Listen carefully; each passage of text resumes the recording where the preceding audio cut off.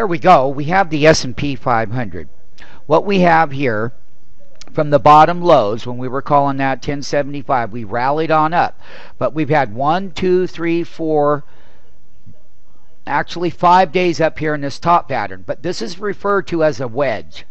Just like these wedge patterns here. And what does a wedge pattern look like? It looks like this. You come right up here, it gets constricted, and then what happens is the more that it gets constricted and you get on the outside of the reversal, you go down. This wedge here would start just like so, come right up here, you take off the bottom right here, and we're on the outside of it again, slightly with today. Now, all of these other little wedge patterns that have their rallies, when you go straight up, it's a wedge. They never, and basically they come up to tops before they finally reverse. This one here was a very narrow one. Let's take a look at it. And you can see what happens is they get on the outside of the reversal.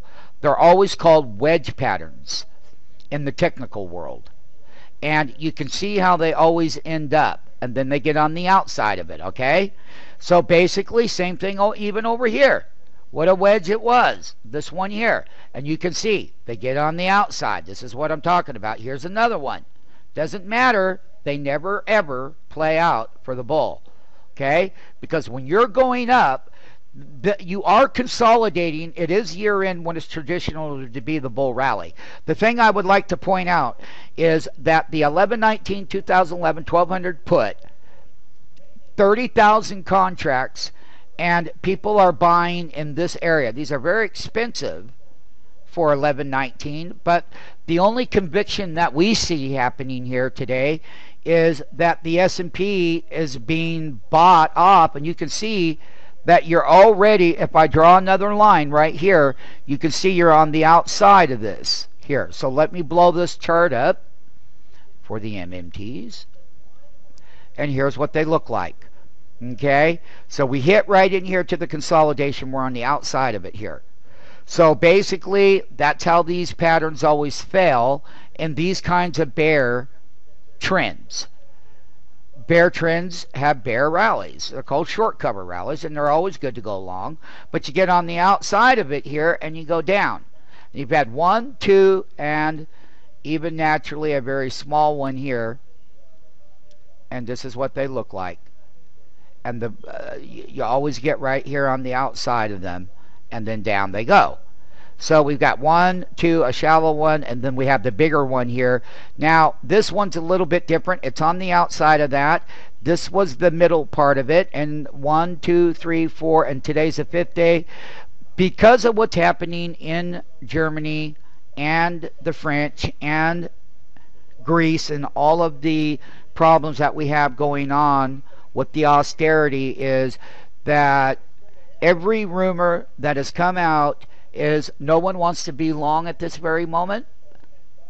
They're on the sideline because there's supposed to be a Sunday meeting that comes out.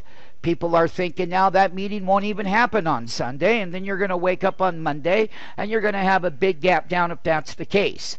I will tell you, even if they do have a meeting on Sunday and there is to be the opposite gap up, so minus a 200-point gap up or minus a 200-point gap down is about where we're at because of the headline. Even though we're in the heart of earnings season, we got big Microsoft coming out after the close, we've got big problems that are potentially both for the bull and both for the bear at the current level on all of the indexes. Because these rumors are flying faster than they can, and the only thing that you can do, nobody's buying to hold over the weekend. And yes, we have a monthly options expiration in play. Excuse me. Options expiration will expire tomorrow on Friday. Today's date is 10/22. 10:20. The time is 10:22 a.m. 10/20/2011, and we're on the outside of this wedge. And the thing about it is, you don't want to be long the S&P, but then, you know, down and below the money where it's very cheap to be down here for the S&P is a place to be. As far as way out of the money, put options, way below the market. And we've taken a small position in that realm, okay? And we're just kind of consolidating. We're an electronic tape with high frequency volume machines kind of going up and down. There is no program trading going on. There's no program trading today. I don't see it in the market. So I just want to cover the S&P 500. I want to cover that we're on the outside of that wedge here.